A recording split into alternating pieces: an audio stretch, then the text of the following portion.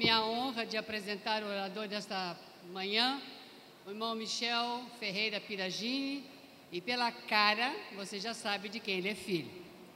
Ele é filho do nosso presidente, e ele me deu essa honra de apresentar o Michel, que é pastor de jovens e adolescentes na Primeira Igreja Batista de Curitiba. E eu gostaria de apresentar a sua jovem esposa. Eles têm menos de 2 meses de casados. Silvana está aqui à frente, junto com o pastor Piragini. Obrigada, Silvana. E até brinquei com o pastor que ele quis ouvir o filho sentado para limpar a baba que vai ficar escorrendo ali, vendo o filho, né? Mas é uma alegria muito grande. Parabéns ao casal pelo filho que vocês têm. Vamos orar? Nós entregamos nas tuas mãos, Senhor Deus, este jovem pastor, Michel, e queremos ouvir a tua voz através da sua palavra. Entregamos o teu filho nas tuas mãos e queremos agora só escutar. No nome de Jesus, nós oramos. Amém. Amém. Privilégio muito grande poder estar aqui com os irmãos nessa manhã ministrando a palavra de Deus.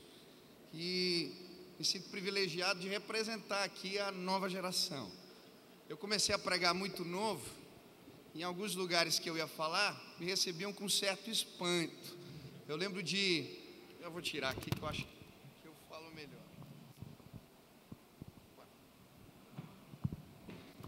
Eu lembro de um congresso que eu fui pregar, congresso de jovens, que no final do culto uma irmã veio me procurar e falar: pastor, eu preciso lhe pedir desculpas. Tirar o pedestal? Beleza.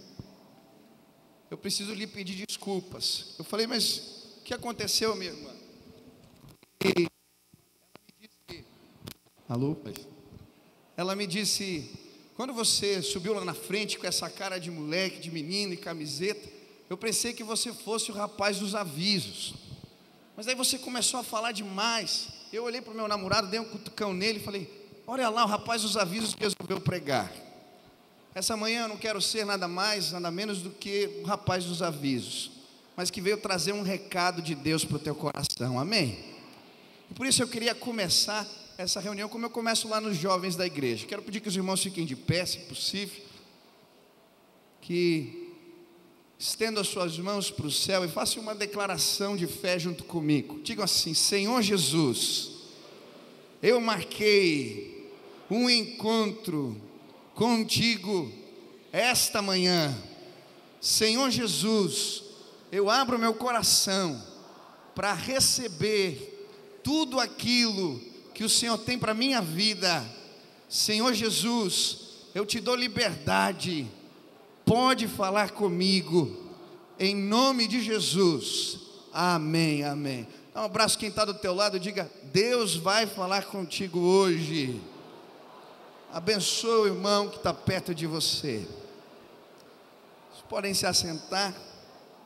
Se você trouxe Bíblia, abra lá em Êxodo capítulo 33, versículo 7 em diante. Êxodo capítulo 33, versículo 7 ao 11. Quem achou, diga amém. Quem não achou, diga misericórdia. Isso é fácil, segundo o livro da Bíblia. Quem não trouxe Bíblia, diga perdão, Senhor. Meu irmão, traga a Bíblia para o culto, para a igreja, não só para a igreja, para o trabalho, para onde você for. Essa palavra é viva, eficaz e capaz de mudar as nossas vidas, amém? Diz assim a palavra do Senhor: ora, Moisés costumava tomar a tenda e armá-la fora do arraial, bem longe do arraial, e chamou-lhe a tenda do encontro. E todo aquele que buscava o Senhor saía à tenda do encontro, que estava fora do arraial. Quando Moisés saía à tenda, levantava-se todo o povo e ficava em pé, cada um à porta da sua tenda, e olhava a Moisés pelas costas, até entrar ele na tenda. E quando Moisés entrava na tenda, a coluna de nuvem descia e ficava à porta da tenda, e o Senhor falava com Moisés. Assim via todo o povo a coluna de nuvem que estava à porta da tenda, e todo o povo, levantando-se, adorava, cada um à porta de sua tenda. E falava o Senhor a Moisés face a face, como qualquer fala com o seu amigo. Depois tornava Moisés ao arraial, mas o seu servidor, o jovem Josué, filho de Num, não se apartava da tenda. Esse texto que acabamos de ler, o versículo 11 em especial, me chamou a atenção, me saltou aos olhos. Isso porque ele nos apresenta a imagem de Moisés dentro da tenda, falando com o Senhor face a face, mas ao seu lado estava o jovem Josué, com uma função de uma espécie de vigia, de guarda, ali do lado de Moisés, na porta da tenda do encontro. E por isso o título da mensagem de hoje é Formando uma Geração na Porta da Tenda do Encontro. Quando eu estava pensando nesse tempo, eu lembrei de um jovem que se converteu na porta da nossa igreja. Durante um ano mais ou menos, ele ouvia os cultos apenas da porta, do estacionamento. Ele tinha vergonha de entrar no culto e participar da celebração junto com a gente. E um dia ele tomou coragem e veio me procurar. Ele me disse: pastor, você lembra de mim? Eu falei: não, meu irmão. Ele disse: lembra de uma madrugada que você saiu com os jovens e vocês foram evangelizar as prostitutas e os travestis? Pois bem, pastor, eu era um desses travestis. Eu estava aquela noite me prostituindo, e uma jovem aqui dessa igreja olhou nos meus olhos e disse que Jesus me amava, contou o seu testemunho e ministrou na minha vida. Vocês foram embora, mas as palavras daquela jovem não saíam da minha cabeça. E eu disse para mim mesmo: eu vou na igreja. Mas quando o meu corpo estava todo travestido, eu pegava o carro, parava na porta da igreja e ficava ali ouvindo as mensagens. Faz um ano que eu faço isso, pastor, mas nesse um ano Deus mudou a minha vida. Eu aceitei a Jesus, eu fui procurar um médico para fazer cirurgias e reparar o meu corpo, e hoje eu estou participando pela primeira vez do culto com vocês. Eu vim dizer para o irmão que eu quero servir a Jesus Cristo, eu quero fazer parte dessa igreja. Meu irmão, poder de Deus, o Deus que nós servimos, Ele é tremendo. Basta levarmos as pessoas à porta da tenda do encontro, que elas serão transformadas pelo poder do Altíssimo. Esta manhã eu gostaria de aprender junto com os irmãos algumas lições que nós podemos aprender com Moisés e Josué na porta da tenda do encontro. A primeira lição que nós aprendemos na porta da tenda é que a melhor didática da fé é o exemplo. Moisés sabia que nada substitui exemplo. É por isso que quando Moisés sobe o Monte Horebe, Josué, as tábuas da lei, Josué estava com ele. Quando ele desce e exorta o povo que havia construído um bezerro de ouro, Josué estava com ele. Quando ele arma a tenda do encontro, Josué estava com ele. Moisés investia tempo na vida de Josué. Ele caminhava junto com ele, o discipulava, ensinava fazendo. E é por isso que eu creio que Josué estava agora à porta da tenda para mais uma vez aprender com as experiências de Moisés. Eu creio, meus irmãos, que nós não vamos inspirar uma nova geração a buscar a Deus apenas com belos sermões ou com programações e encontros diferentes. Nós vamos inspirar a nova geração a buscar a Deus com testemunhos de vida. Foi isso que me trouxe para o Senhor. Foram os testemunhos que eu pude o privilégio de ter dentro de casa. Quando os meus pais me ensinavam que Deus podia falar com a gente. E quando eu tinha uma decisão importante, o pai e a mãe chamavam a gente na beira da cama. E aí o pai pegava a Bíblia e a gente orava juntos. E ali as palavras do Senhor eram tão claras do que a gente devia fazer. Nós pedíamos sinais que Deus respondia. Eu lembro de um caderno de oração que o meu pai tem. Cada hora muda o caderno. Hoje é uma agendinha marrom, mas ali tem coisas escritas. Ele diz que Deus falou algo com ele. Eu sei que vai acontecer, porque tenho presenciado ele entrar na tenda e buscar a presença do Senhor. Eu lembro que um certo dia ele me chamou: filho, eu quero te contar algumas experiências que eu tive com Deus. E começou a contar as experiências dele dele, pessoais, que ele teve com o Senhor. E depois ele me entregou um presente, alguns livrinhos de avivalistas, homens de Deus, que buscavam o Senhor e tiveram experiências com Ele. E eu era adolescente, um garoto, e eu comecei a ler aqueles livrinhos. À medida que eu li, aquele menino que queria ser um atleta, que queria para as Olimpíadas, ele começou a se identificar com aqueles homens. Eu agora não queria ser jogador apenas, eu queria ser um avivalista, um homem de Deus, ter história para contar do que Deus faz na minha vida. Nós vamos inspirar a nova geração, meus irmãos, a buscar a Deus. Se entrarmos na porta, entrarmos na tenda do encontro e os levarmos para a porta, eu creio que Deus quer levantar nesse lugar líderes que nos motivem a ter as nossas experiências com Deus, as nossas histórias. Eu creio que Deus quer levantar nesse lugar homens e mulheres que nos apresentam o caminho da intimidade com Deus. Quem são os jovens que você tem investido, que você tem discipulado, que você tem caminhado junto? Às vezes a gente está fazendo tanta coisa e tem tanta atividade na igreja, que a gente acha que não dá mais tempo para discipular. Meus irmãos, discipular e caminhar com pessoas é um privilégio. Sabe do que o jovem precisa? Pastor, líder, pai, mãe, é da sua presença, é do seu exemplo, é da sua inspiração. Cuida deles. Eu aprendi muito com um irmão de cabelos brancos da minha igreja, que até hoje ministra no meu coração. Ele tem um trabalho numa das favelas de Curitiba, e ele discipula adolescentes, através do trabalho de escoteiros. E esse irmão um dia chegou na minha sala, bastante angustiado, falando: pastor, eu estava orando e Deus falou que eu tenho que mandar os meninos lá do projeto para o acampamento que você vai fazer. Falei: pois não, seu Humberto, vamos levar os meninos. E levamos. E eu não vou me esquecer que primeira noite de retiro, eu entro no quarto, pedi para que os meninos falassem seu nome, se apresentassem, dissessem de onde vinham. E um a um foi se apresentando, e então um jovem desceu da cama, um jovem de cor bastante forte, e disse: pastor, meu nome é Urso, aquele ali é o Pudim, o Estrela, o Tuiuiu e o House. Nós somos do projeto de escoteiros lá do seu Humberto. Eu falei: poxa, sejam bem-vindos. Dei um abraço naqueles meninos, e depois fui fazer a devocional. Estava começando a devocional, de repente escuto uma voz que me interrompe.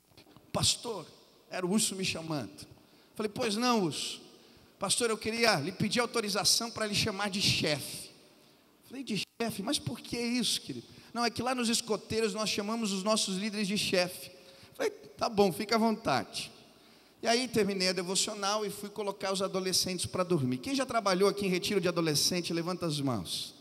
Meu irmão, se você quer provar, você tem os frutos do Espírito na sua vida, tente colocar os adolescentes para dormir. E aí você pede, e eles começam a voar travesseiro de um lado, é gente rindo, é bagunça para todo canto.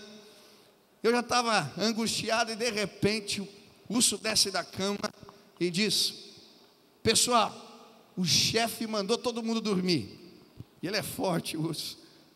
Coloque a cabeça no travesseiro agora, senão vocês vão se ver comigo. No mesmo instante houve silêncio naquele lugar. Eu falei: opa, esse negócio de chefe funciona.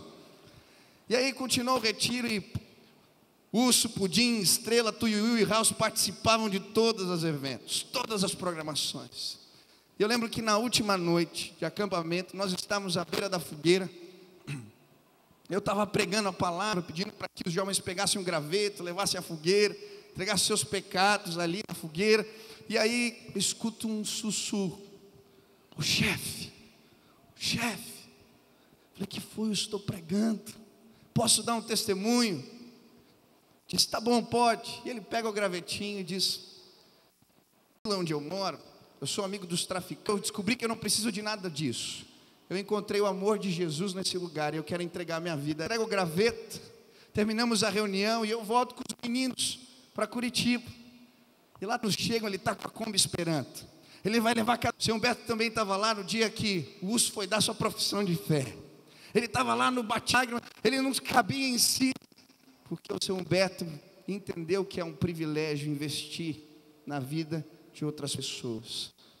Prática da fé.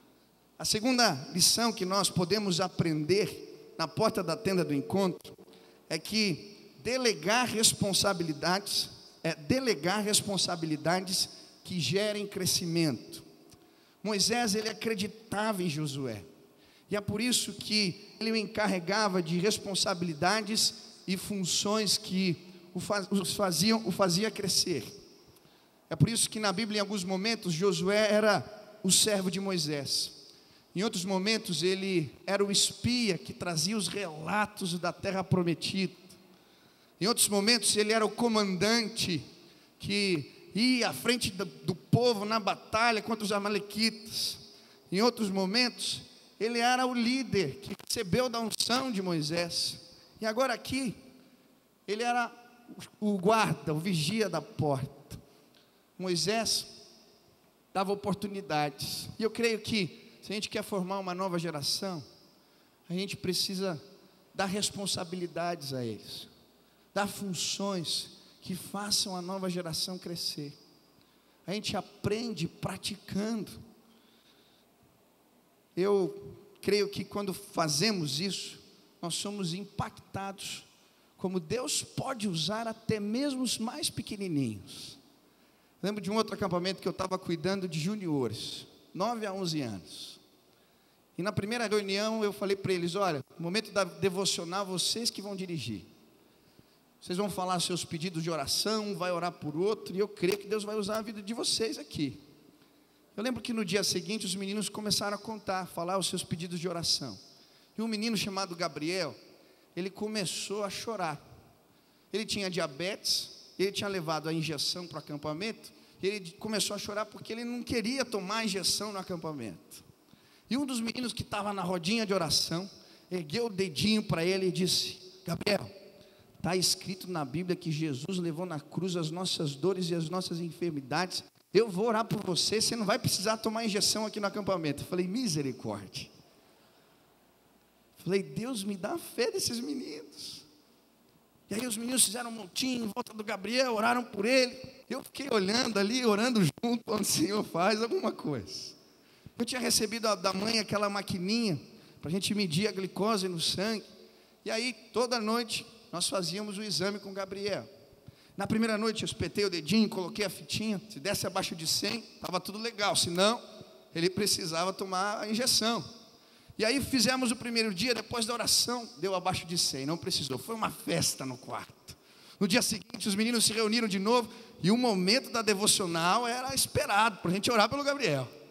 E aí fez o exame de novo, e não aconteceu, abaixo de 100 festa. E foi assim o primeiro dia, o segundo, o terceiro, o quarto, o quinto. No último dia de acampamento, eu fui fazer o exame com o Gabriel, e deu acima de 100. O menino ficou tão triste. E aí nós fomos cruzar o acampamento para buscar insulina lá na geladeira. Eu estava andando com o Gabriel e comecei a orar. Falei: Senhor, honra a fé desses meninos. Eles creem, eles acreditam no Senhor. E na hora de tomar o medicamento, eu falei: Gabriel, vamos fazer o exame de novo? Ele disse: vamos, pastor. Quando nós fizemos o exame, ele pôs a fitinha de novo. A enfermeira estava do lado. Deu 76. Tinha dado 130 e pouco.